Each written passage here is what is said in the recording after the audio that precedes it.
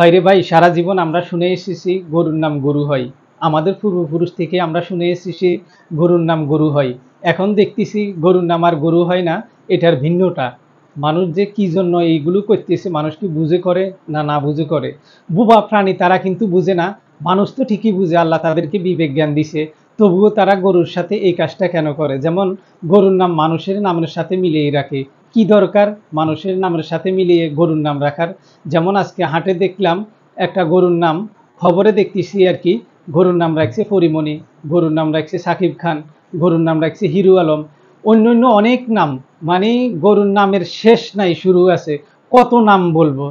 এই ধরনের নামগুলো কি জন্য রাখা হয়? এই ধরনের নামগুলোর কি দরকার? আপনি একটা গরুকে খুব যত্ন করে লালন পালন করলেন, কোরবানির হাটে বিক্রি করবেন, এই গরুটা দিয়ে আপনি অনেক কিছু করবেন। যেমন আপনার ভালো একটা কাজ করবেন, এই গরুটা বেশি দামে বিক্রি করে আপনার একটা ঘর করবেন অথবা জমিন কিনবেন। এই ধরনের কিন্তু অনেকেই এই টার্গেট নিয়ে গরু লালন পালন করে কোরবানিতে বেচবে।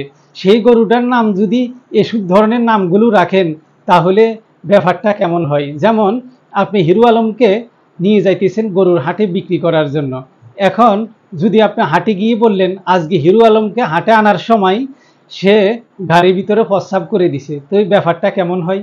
যার নাম রাখলেন সে যদি শুনে, তার কাছে কেমন লাগবে যে এই নামটা রাখলেন? যেমন আপনি সাকিব খানকে কোরবানির হাটে বিক্রি করার জন্য নিয়ে যাইতেছেন, গরুর নাম রাখছেন সাকিব খান।